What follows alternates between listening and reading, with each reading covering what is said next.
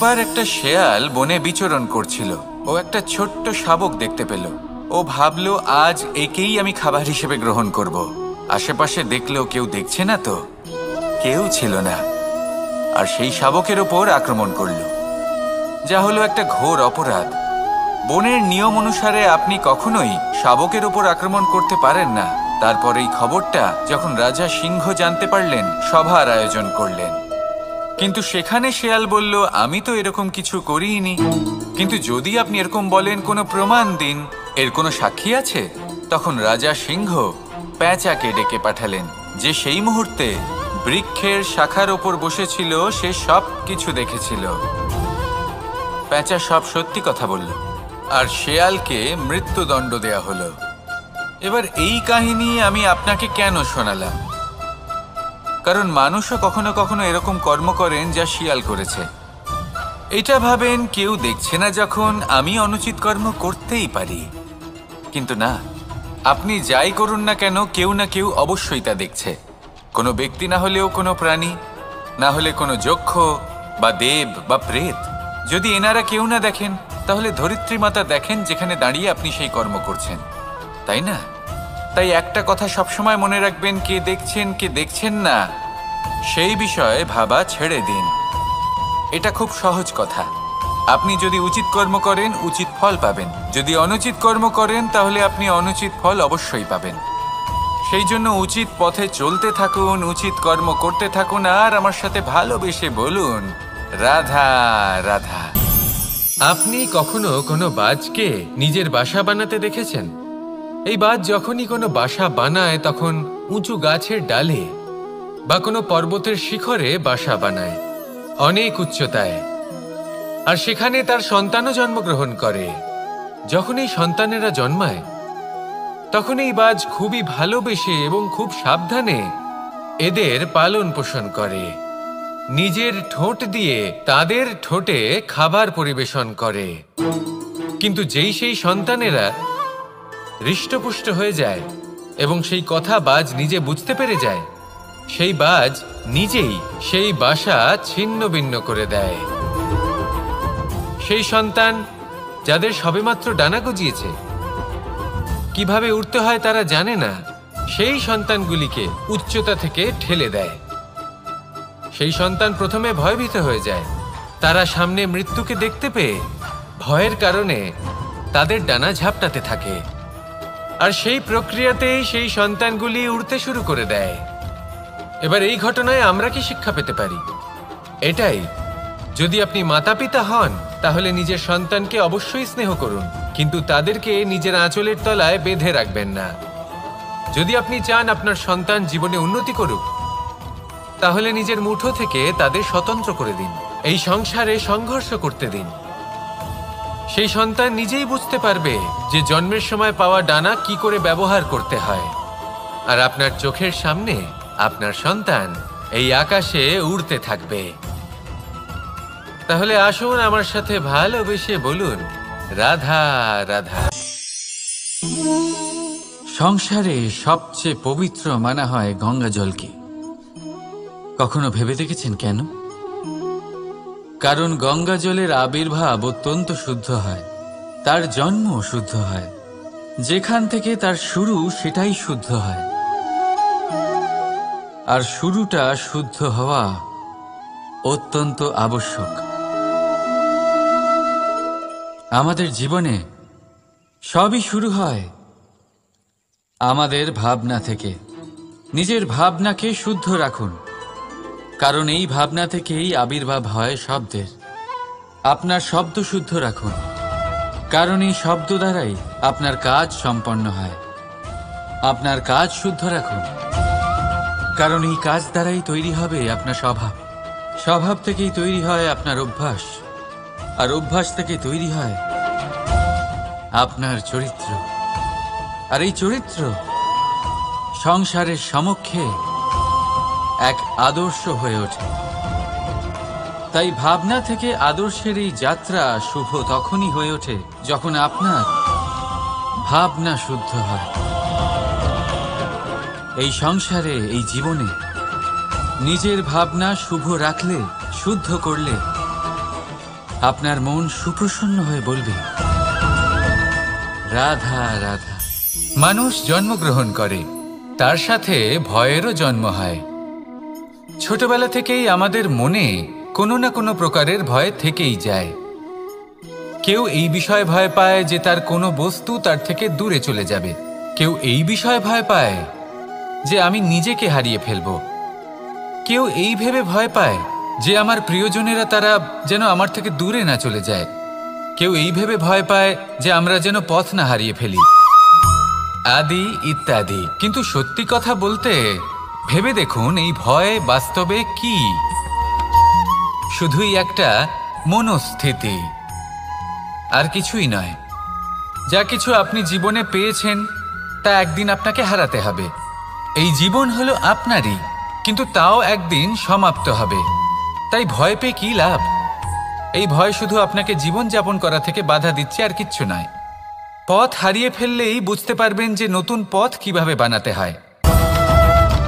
কিছু মানুষকে জীবন থেকে হারালে তবেই আপনি বুঝবেন যে আপনার আপনজনকে। এই ভয়ের কারণে ভীত হয়ে থাকবেন না। এই তারা নক্ষত্র অন্ধকারের অভাবে গুরুত্ব হারায়। শিবকেও মহাদেব হওয়ার জন্য বিষ পান করতে হয়েছিল। প্রত্যেক পরিস্থিতি, প্রত্যেক সাফল্য আপনার পরীক্ষা নেবে। তাতে উত্তীর্ণ হওয়া হলো আপনার কর্ম। যখনই আপনি ভয় পাবেন বা সংকটের সম্মুখীন হবেন, তখন সাহসের সাথে তার সম্মুখীন হন। মনে রাখবেন, যে সম্মুখীন হতে জানে সাফল্য তার সাথে সবসময় থাকে। আসুন আর আমার সাথে ভালোবেসে বলুন, রাধা রাধা। আমাদের হাতটা দেখুন। এই হাতে 5টা আঙুল আছে, যা ভিন্ন ভিন্ন ধরনের। একরকম কেন নয়? কারণ হলো প্রত্যেকের নিজের নিজের গুরুত্ব আছে, নিজের নিজের মাহাত্ম্য আছে। এরা ভিন্ন, তাই একত্রিত হয়ে মুষ্টিবদ্ধ করা সম্ভব, যার দ্বারা আমরা আত্মরক্ষাও করতে পারি, আবার আক্রমণও করতে পারি। যদি 5টি আঙুল সমান হতো তাহলে মুষ্টিবদ্ধ হতে পারত না, নিজেদের মধ্যে বিভ্রান্তির সৃষ্টি করত। এবার এরকমই কিছু আমাদের সংসারেও হয়। আমাদের দেশ, যেখানে একটি ভূমির ওপর ভিন্ন ভিন্ন ধর্মের মানুষ বাস করেন, ভিন্ন ভিন্ন জাতি, ভিন্ন ধর্ম, ভিন্ন ভাষা। কিন্তু যদি আমরা এটা ভাবি যে কিভাবে এই দেশকে কল্যাণের পথে নিয়ে যাওয়া যায়, কিভাবে এর বিকাশ করা সম্ভব, তাহলে আমাদের একত্রিত হওয়া শিখতে হবে। যেইভাবে 5টা আঙুল একত্রিত হয়, মুষ্টিবদ্ধ হয়, সেইভাবেই আপনার যে ভাষাই হোক, যে ধর্মই হোক, যে জাতি হোক না কেন, ঠিক আছে, আবশ্যক হলো আপনার নিজের কর্মভূমির সাথে, আপনার ধরিত্রীর সাথে যুক্ত থাকা, সাথে থাকা। তবেই দেশের উন্নয়ন সম্ভব। তবেই এই দেশ স্বতন্ত্র থাকবে, সফল হবে, আর এই মন প্রসন্ন হয়ে বলবে, রাধা রাধা। যদি আমি আমার চোখ বেঁধে কোনো একটা নির্দিষ্ট দিকে নিজের সমস্ত শক্তি প্রয়োগ করে ছুটে যাই, তাহলে কি হবে? আমি কোথাও ধাক্কা খেতে পারি, নিজের ক্ষতি করতে পারি, কোথাও পড়ে যেতে পারি, তাই না? অর্থাৎ এটা নিশ্চিত এই কাজ আমার করা উচিত নয়। কিন্তু আজকের দিনে প্রত্যেকটা মানুষ এই কাজই করছেন, তাই না? কোনো কাজ করার পূর্বে সেই কাজের বিষয়ে সম্পূর্ণ তথ্য কোথায় সংগ্রহ করছেন? শুধু এটুকু জানেন যে এই কাজটা করলে কত ধন অর্জন করবেন আর কত নাম হবে, আর ব্যাস সামনে এগিয়ে যান। এটা উচিত নয়। পূর্ণরূপে যে কোনো কাজ করার আগেই সেই কাজের বিশ্লেষণ করে নেওয়া উচিত, তা বুঝে নেওয়া উচিত, এবং সেই বিষয়ে অবশ্যই খেয়াল রাখা উচিত যে আপনার শরীর এবং আপনার মন এই কাজ করার জন্য কি প্রস্তুত রয়েছে। যদি তা না হয়, তাহলে প্রথমে নিজেকে শুধরে নিন, তারপরে সেই কাজ করুন। যদি এইভাবে জীবনে সামনে এগোন, তাহলে সাফল্যের সম্ভাবনা জীবনে অনেক বেশি বেড়ে যাবে। তাহলে এটাই করুন, আর আমার সাথে ভালোবেসে বলুন, রাধা রাধা।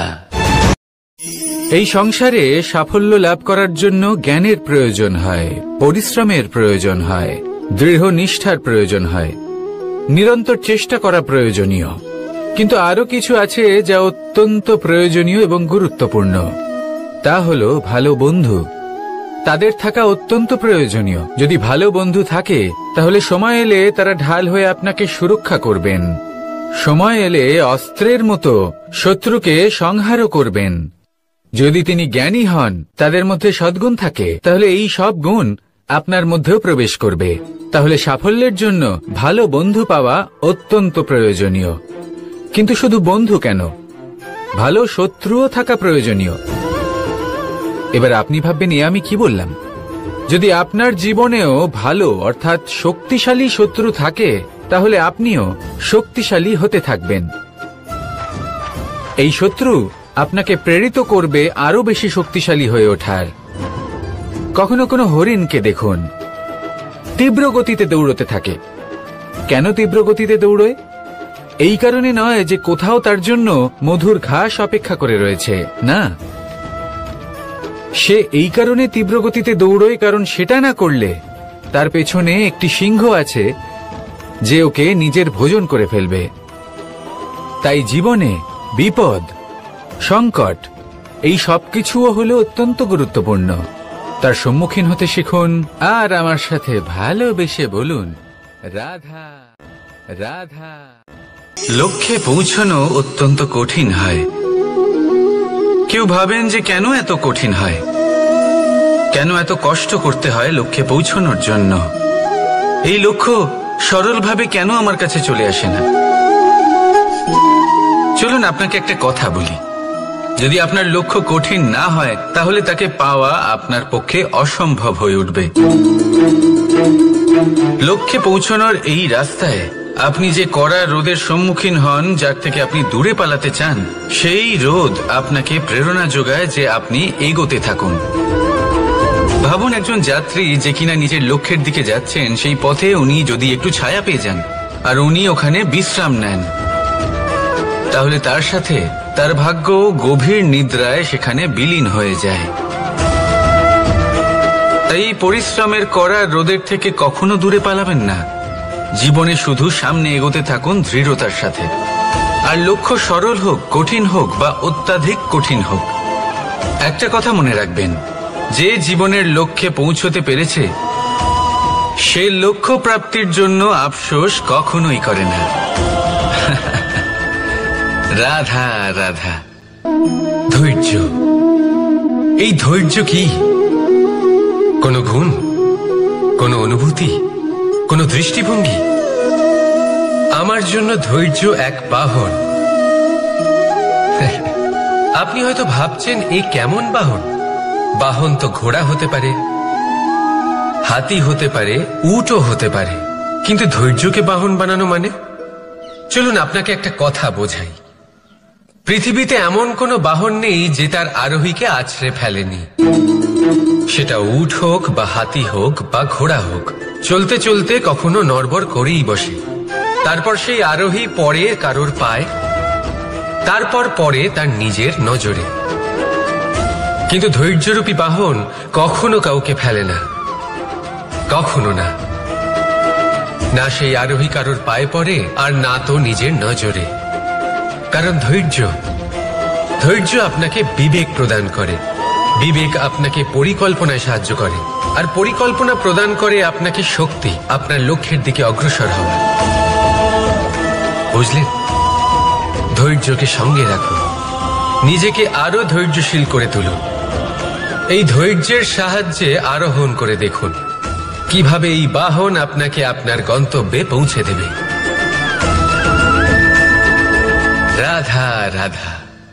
সংসারে এমন একটা ভ্রান্ত ধারণা রয়েছে যে সবকিছু ভাগ্যের দ্বারা পাওয়া যায়, কিন্তু ভাগ্য, প্রারব্ধ এ তো সকলের জন্যই সমান হয়।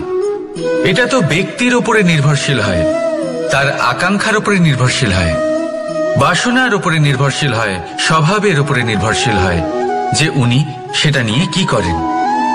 দেখুন, এই প্রসাদ কিন্তু সকলকেই দেওয়া হয়, কিন্তু তা গ্রহণ করবেন কিভাবে সেটা ব্যক্তির উপরে নির্ভর করে। আপনাকে এক উদাহরণ দিই। যেমন ধরুন, দুজন মানুষকে আমি একটা করে মাটির ডেলা দিলাম, সেটা নিয়ে তারা কি করবেন? একজন মানুষ তার ছোট ছোট ডেলা বানাবেন আর পথযাত্রীদের ওপরে ছুঁড়ে মারবেন, হাসি ঠাট্টা করবেন, তাদের বস্ত্র নোংরা করে দেবেন, সেটাতেই উনি আনন্দ পাবেন। অন্যদিকে দ্বিতীয় ব্যক্তি সেই মাটির ডেলা দিয়েই নিজের জন্য একটা কুঁড়ে ঘর বানাবেন। সেই কুঁড়ে ঘর যা রোদেতে, বৃষ্টিতে, ঝড়ে তাকে সুরক্ষিত রাখবে। অনুভূতি, এই অনুভূতি বদলাতে শিখুন। এই অনুভূতি অত্যন্ত গুরুত্বপূর্ণ। ভালোবাসাতেও এই অনুভূতি হলো অত্যন্ত গুরুত্বপূর্ণ। ভালোবাসা সে বন্ধুর সাথে হোক, মা বাবার সাথে হোক, ভাই বোনের সাথে হোক, স্ত্রীর সাথে হোক, যে কারোর সাথে হোক। মনে রাখবেন, এই হলো সেই অনুভূতি যা আপনার ভাগ্য নির্ধারণ করে থাকে। তাহলে আসুন আমার সাথে প্রেমের অনুভূতি নিয়ে বলুন, রাধা রাধা। লক্ষ্য, পথ আর সাফল্য, এই তিনটেই একে অপরের সাথে জড়িত, কিন্তু অনেকবার মানুষ এদের ঠিকভাবে বুঝতে পারেন না। তারা ভাবেন যে যেরকম লক্ষ্য হবে সেরকমই পথ হবে। সেই মতোই লক্ষ্য কঠিন হলে পথ কঠিন হবে, লক্ষ্য সরল হলে পথও সরল হবে।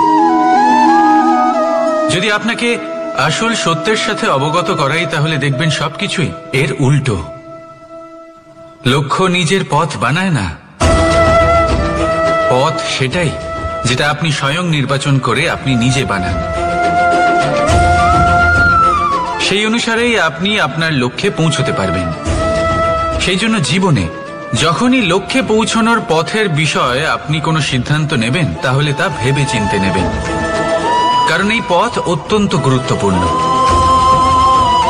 পথ যদি শুভ হয়, তাহলে লক্ষ্য আপনা থেকেই শুভ হয়ে যায়। তাহলে আসুন আমার সাথে ভালোবেসে বলুন, রাধা রাধা। ভাগ্য আর কর্ম, এই দুই এমন শব্দ যাকে ঘিরে সমগ্র সংসার। কেউ বলে আমার ভাগ্যে এটা ছিল না, যা পেলে আমার জীবন অন্যরকম হতো। কেউ বলে আমার গত জন্মের কর্ম নিশ্চয়ই এমন ছিল, যে কারণে এই জন্মে এরকম ভাগ্য পেয়েছি আমি। এসব বাদ দিন আর একবার শান্ত চিত্তে ভাবুন। আপনি বুঝতে পারবেন যে ভাগ্য আর কর্ম এই দুই এই জন্মের। তফাৎ শুধুমাত্র রাধা রাধা। নাম কত সাধারণ একটা বিষয়। প্রত্যেক মানুষ যে জন্ম নেয় তাকে একটা নাম দেওয়া হয়, যা সে পেয়ে থাকে তার মাতা পিতার দ্বারা, না হলে তার গুরুর দ্বারা, বা কোনো আত্মীয়ের দ্বারা, বা কোনো কাছের মানুষের দ্বারা। এই নামের সাথেই সে আস্তে আস্তে বেড়ে ওঠে। কিন্তু এটাই কি সেই নাম? এই নামই কি সবকিছু? কখনোই নয়। একটা নাম সেটা যা আপনি জন্মের সময় লাভ করেন, যে নামে আপনি কর্মের পথে অগ্রসর হন। আরও একটা নাম সেটা যা আপনি আপনার কর্মের দ্বারা অর্জন করেন, আর এই নামেই আপনাকে সবাই যুগ যুগ ধরে মনে রাখে। আপনার আসল নাম সেটা নয় যা আপনাকে জন্মের সময় দেওয়া হয়েছিল। আপনার আসল নাম সেটা যেটা আপনি আপনার কর্ম দ্বারা লাভ করেছেন, কারণ সেই লাভের পেছনে প্রচুর প্রয়াস লুকিয়ে থাকে, অনেক পরিশ্রম লুকিয়ে থাকে। কিন্তু যদি আপনি চান যে মানুষ আপনার নাম মনে রাখে, তাহলে আপনাকে কর্মের পথে অগ্রসর হতেই হবে। শুভ কর্ম করতে হবে, অনর্গল চেষ্টা করে যেতে হবে, মহান কাজ করতে হবে।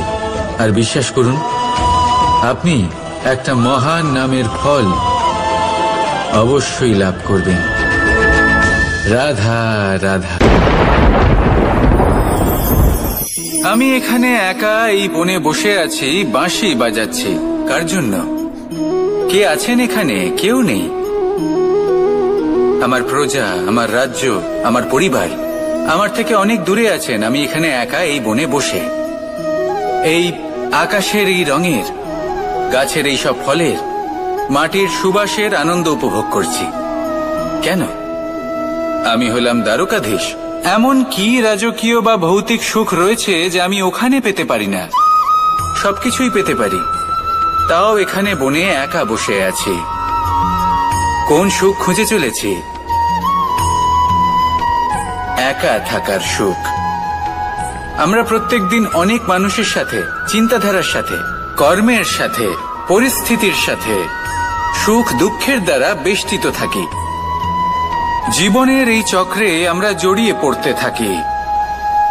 যতই আমরা এই সমস্যার সমাধান করি আমরা ততই এতে জড়িয়ে পড়ি। আমরা এতটাই জড়িয়ে পড়ি যে যখন আমরা আয়নায় নিজেদের দেখি তখন আমরা নিজেদের চিনতেই পারি না। এমন মনে হয় যেন আমরা নিজেদের হারিয়ে ফেলেছি। সেই জন্য প্রত্যেক দিন আপনি কিছু সময় নিজের সাথে কাটান একান্তে। এটা অত্যন্ত আবশ্যক। নিজের অস্তিত্বের গভীরে গিয়ে দেখতে শিখুন, নিজেকে বুঝুন। অদ্ভুত শান্তির অনুভূতি হবে। যেমন এই বায়ু, এই বৃক্ষ, এই পুষ্প, এই নিসর্গ, এদের মতো আপনিও কখনো একলা হতে শিখুন। কখনো নিসর্গের একটা অংশ হয়ে দেখুন। এই মন প্রসন্ন হয়ে বলবে, রাধা। একবার একটা শেয়াল বনে বিচরণ করছিল। ও একটা ছোট্ট শাবক দেখতে পেল। ও ভাবলো আজ একেই আমি খাবার হিসেবে গ্রহণ করব। আশেপাশে দেখলো কেউ দেখছে না তো, কেউ ছিল না। আর সেই শাবকের ওপর আক্রমণ করলো, যা হলো একটা ঘোর অপরাধ। বনের নিয়ম অনুসারে আপনি কখনোই শাবকের ওপর আক্রমণ করতে পারেন না। তারপর এই খবরটা যখন রাজা সিংহ জানতে পারলেন, সভার আয়োজন করলেন। কিন্তু সেখানে শেয়াল বলল, আমি তো এরকম কিছু করিনি। কিন্তু যদি আপনি এরকম বলেন, কোনো প্রমাণ দিন, এর কোনো সাক্ষী আছে? তখন রাজা সিংহ পেঁচাকে ডেকে পাঠালেন, যে সেই মুহূর্তে বৃক্ষের শাখার ওপর বসেছিল। সে সব কিছু দেখেছিল। পেঁচা সব সত্যি কথা বলল, আর শেয়ালকে মৃত্যুদণ্ড দেয়া হলো। এবার এই কাহিনী আমি আপনাকে কেন শোনালাম? কারণ মানুষও কখনো কখনো এরকম কর্ম করেন যা শিয়াল করেছে। এটা ভাবেন কেউ দেখছে না, যখন আমি অনুচিত কর্ম করতেই পারি। কিন্তু না, আপনি যাই করুন না কেন, কেউ না কেউ অবশ্যই তা দেখছে। কোনো ব্যক্তি না হলেও কোনো প্রাণী, না হলে কোনো যক্ষ বা দেব বা প্রেত। যদি এনারা কেউ না দেখেন, তাহলে ধরিত্রী মাতা দেখেন, যেখানে দাঁড়িয়ে আপনি সেই কর্ম করছেন, তাই না? তাই একটা কথা সবসময় মনে রাখবেন, কে দেখছেন কে দেখছেন না সেই বিষয়ে ভাবা ছেড়ে দিন। এটা খুব সহজ কথা। আপনি যদি উচিত কর্ম করেন, উচিত ফল পাবেন। যদি অনুচিত কর্ম করেন, তাহলে আপনি অনুচিত ফল অবশ্যই পাবেন। সেই জন্য উচিত পথে চলতে থাকুন, উচিত কর্ম করতে থাকুন, আর আমার সাথে ভালোবেসে বলুন, রাধা রাধা। বাহ, পুষ্পের সুবাস আমার খুব ভালো লাগে। অত্যন্ত সুন্দর হয় এই পুষ্প। এইভাবে চারিদিকে পুষ্প দেখে মন আনন্দিত হয়ে ওঠে। এবার আপনারা ভেবে দেখুন, আমার চারিদিকে পুষ্প নয়, আগুন আছে। তাহলে কি হবে? আমার শরীর কি জ্বলে যাবে না? অবশ্যই জ্বলবে। শরীরকে কি আগুনের তাপ সহ্য করতে হবে না? অবশ্যই সহ্য করতে হবে। এটাই হলো প্রকৃতির নিয়ম। এই নিয়ম কিন্তু আমরা সবাই জানি, কিন্তু আমাদের মধ্যে বেশিরভাগ মানুষ এই বিভ্রান্তি নিয়ে বাঁচি যে এই যে প্রকৃতির নিয়ম, তা আমার ওপর প্রযোজ্য নয়। তা কিন্তু নয়। আমাদের চতুর্দিকে এই যে নিসর্গ রয়েছে, আমরা তার কতটা ক্ষতি করি সেটা একবার ভেবে দেখুন। আমরা বনাঞ্চল জ্বালিয়ে দিই, বায়ু দূষিত করি, জল দূষিত করি, প্রাণীদের হত্যা আমরা করি। কেন? এই নিসর্গ আমরা নষ্ট করি, যদিও আমরা জানি যে আমরাও হলাম এই নিসর্গেরই অংশ। এবার দেখুন, শরীরের কোনো অংশে যদি আগুন ধরান, আস্তে আস্তে সমস্ত শরীরও জ্বলে যাবে। সেইভাবেই নিসর্গ যদি নষ্ট হয়ে যায়, তাহলে মনুষ্য জাতিও নষ্ট হয়ে যাবে। তাই এই যে নিসর্গ আপনি দেখছেন, এই পুষ্প, এই বৃক্ষ, বায়ু, জল, এদের সকলকে রক্ষা করুন, নষ্ট নয়। মনে রাখবেন, যদি নিসর্গ থাকে মানুষ থাকবে, যদি নিসর্গ থাকে তাহলেই জীবন থাকবে। আসুন আমার সাথে ভালোবেসে বলুন, রাধা রাধা। কারই না পছন্দ বলুন তো? অত্যন্ত সুস্বাদু হয় এই মধু, মিষ্টি খেতে হয় এবং তা শক্তিও প্রদান করে। এবং প্রত্যেকটি মিষ্টি পদার্থের মতোই এতেও খুব তাড়াতাড়ি পিঁপড়ে ধরে যায়। অন্যদিকে যদি নুনকে দেখি, তাহলে বছরের পর বছর রাখলেও এতে পিঁপড়ে ধরে না। এবার যদি কথা বলি বন্ধুত্বের, তাহলে বন্ধুত্ব নুনের মতো হওয়া উচিত, মধুর মতো নয়। যারা সামনে এলে শুধুমাত্র মধুর মধুর কথা বলবে, পরে এতে পিঁপড়ে ধরে যাবে, এটা নুনের মতো হওয়া উচিত। প্রকৃত বন্ধু হলো সে যে সময় এলে পরে আপনার সামনে আপনার প্রকৃত সত্য তুলে ধরবে, তা সে যতই কঠিন হোক না কেন।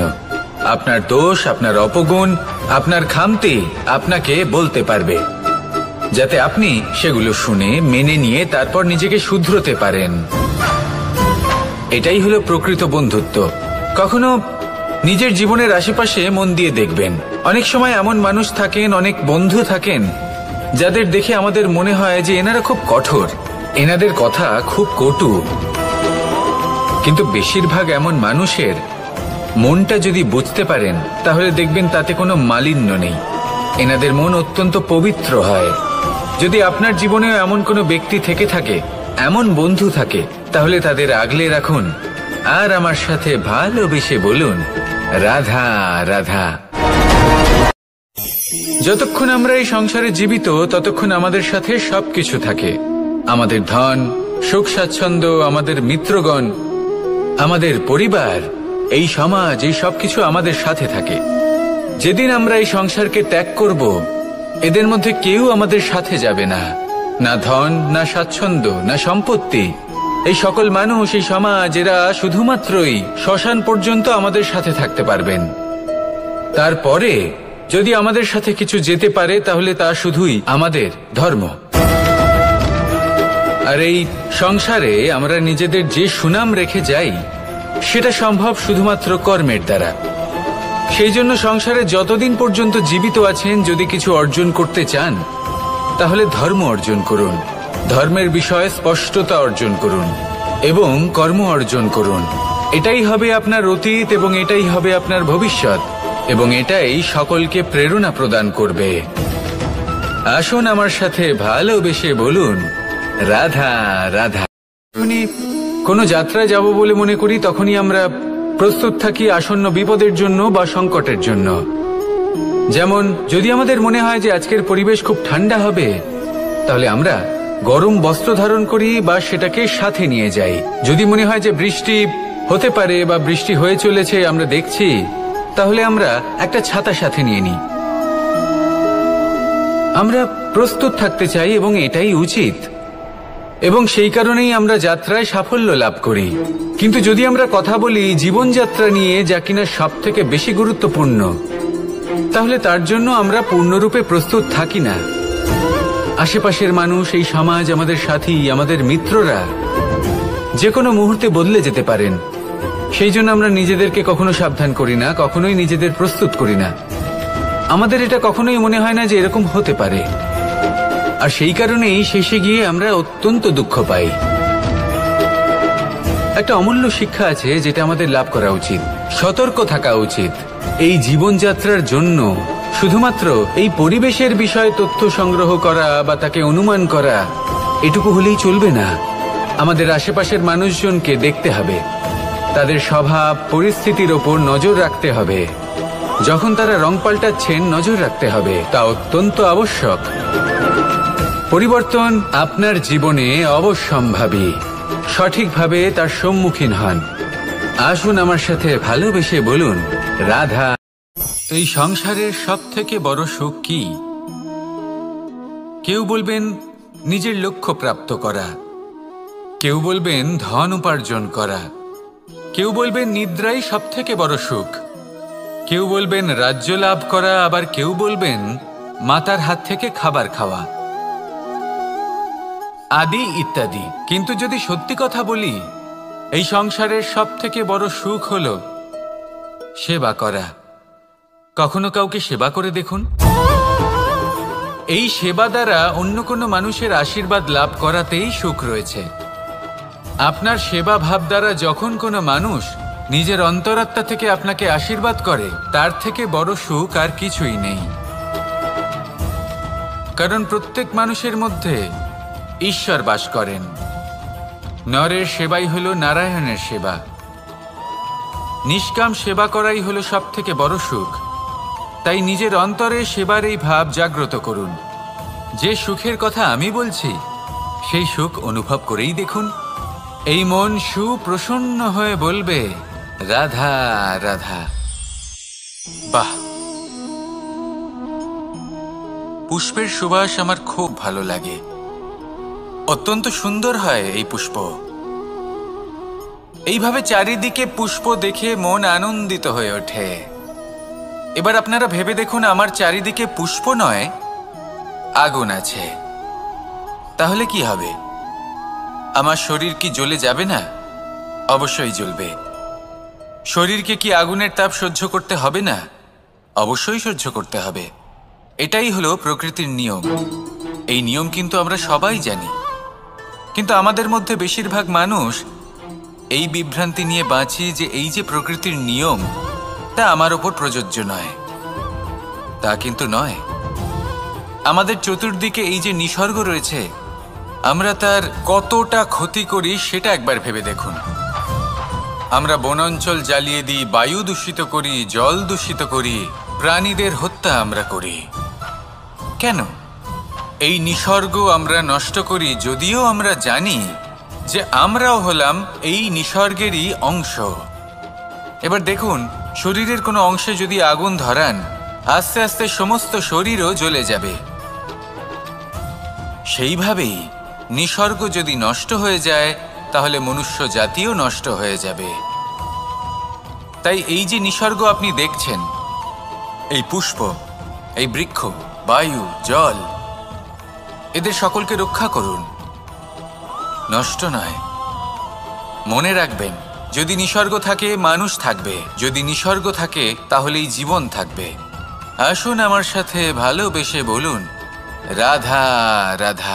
লক্ষ্যে পৌঁছানো অত্যন্ত কঠিন হয়। কেউ ভাবেন যে কেন এত কঠিন হয়, কেন এত কষ্ট করতে হয় লক্ষ্যে পৌঁছানোর জন্য। এই লক্ষ্য সরলভাবে কেন আমার কাছে চলে আসে না? চলুন আপনাকে একটা কথা বলি, যদি আপনার লক্ষ্য কঠিন না হয়, তাহলে তাকে পাওয়া আপনার পক্ষে অসম্ভব হয়ে উঠবে। লক্ষ্যে পৌঁছানোর এই রাস্তায় আপনি যে কড়া রোদের সম্মুখীন হন, যার থেকে আপনি দূরে পালাতে চান, সেই রোদ আপনাকে প্রেরণা যোগায় যে আপনি এগোতে থাকুন। ভাবুন, একজন যাত্রী যে কিনা নিজের লক্ষ্যের দিকে যাচ্ছেন, সেই পথে উনি যদি একটু ছায়া পেয়ে যান আর উনি ওখানে বিশ্রাম নেন, তাহলে তার সাথে তার ভাগ্য গভীর নিদ্রায় সেখানে বিলীন হয়ে যায়। তাই পরিশ্রমের কড়া রোদের থেকে কখনো দূরে পালাবেন না। জীবনে শুধু সামনে এগোতে থাকুন দৃঢ়তার সাথে। আর লক্ষ্য সরল হোক, কঠিন হোক বা অত্যাধিক কঠিন হোক, একটা কথা মনে রাখবেন, যে জীবনের লক্ষ্যে পৌঁছতে পেরেছে, সে লক্ষ্য প্রাপ্তির জন্য আফসোস কখনোই করে না। রাধা রাধা। ধৈর্য, এই ধৈর্য কি কোনো গুণ, কোনো অনুভূতি, কোনো দৃষ্টিভঙ্গি? আমার জন্য ধৈর্য এক বাহন।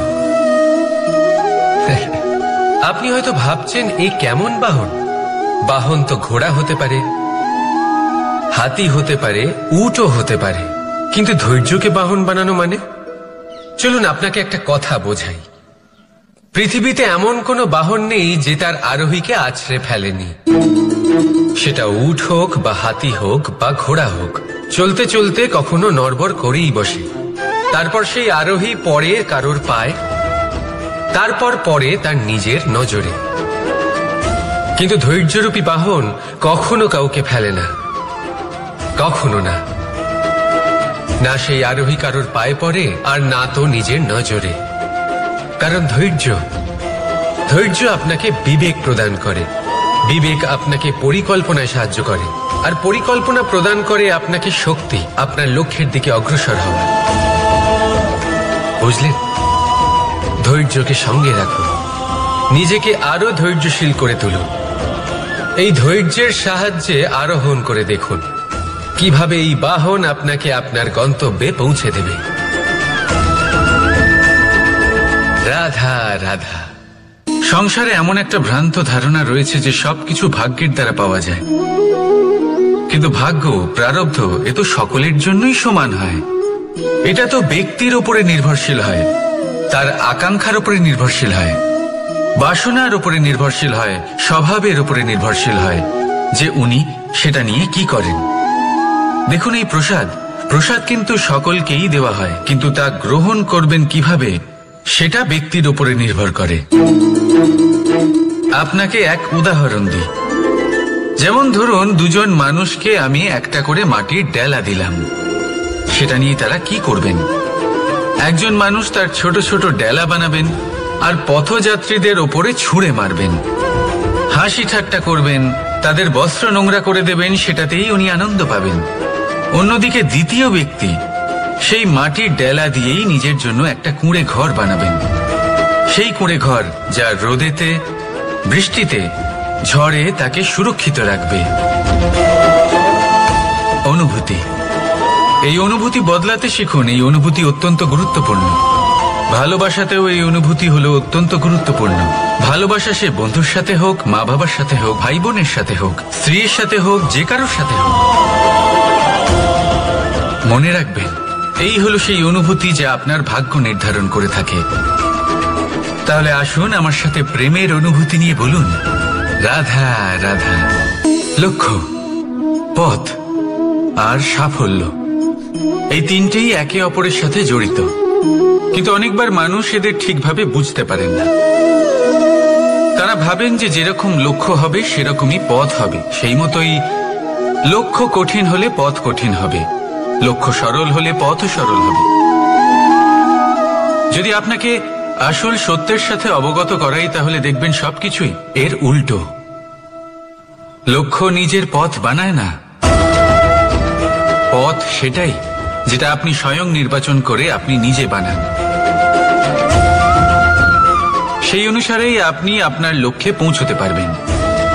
সেই জন্য জীবনে যখনই লক্ষ্যে পৌঁছানোর পথের বিষয়ে আপনি কোনো সিদ্ধান্ত নেবেন, তাহলে তা ভেবে চিন্তে নেবেন, কারণ এই পথ অত্যন্ত গুরুত্বপূর্ণ। পথ যদি শুভ হয়, তাহলে লক্ষ্য আপনা থেকেই শুভ হয়ে যায়।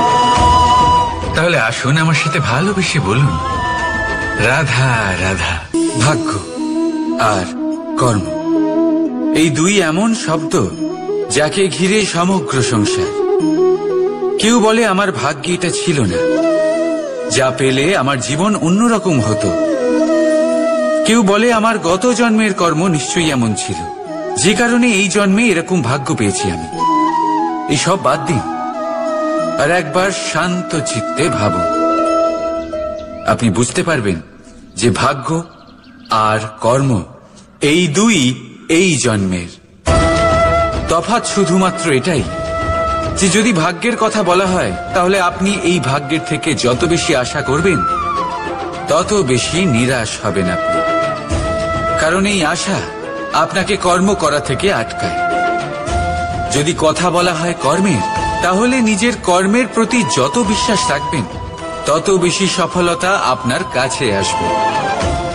তাই একটা কথা মনে রাখবেন, ভাগ্য আপনার কর্ম নির্ধারণ করে না, কিন্তু আপনার কর্ম আপনার ভাগ্যকে অবশ্যই নির্ধারণ করে। রাধা রাধা। নাম কত সাধারণ একটা বিষয়। প্রত্যেক মানুষ যে জন্ম নেয়, তাকে একটা নাম দেওয়া হয়, যা সে পেয়ে থাকে তার মাতা পিতার দ্বারা, না হলে তার গুরুর দ্বারা, বা কোনো আত্মীয়ের দ্বারা, বা কোনো কাছের মানুষের দ্বারা। এই নামের সাথেই সে আস্তে আস্তে বেড়ে ওঠে। কিন্তু এটাই কি সেই নাম? এই নামই কি সবকিছু? কখনোই নয়। একটা নাম সেটা যা আপনি জন্মের সময় লাভ করেন, যে নামে আপনি কর্মের পথে অগ্রসর হন। আরও একটা নাম সেটা যা আপনি আপনার কর্মের দ্বারা অর্জন করেন, আর এই নামেই আপনাকে সবাই যুগ যুগ ধরে মনে রাখে। আপনার আসল নাম সেটা নয় যা আপনাকে জন্মের সময় দেওয়া হয়েছিল। আপনার আসল নাম সেটা যেটা আপনি আপনার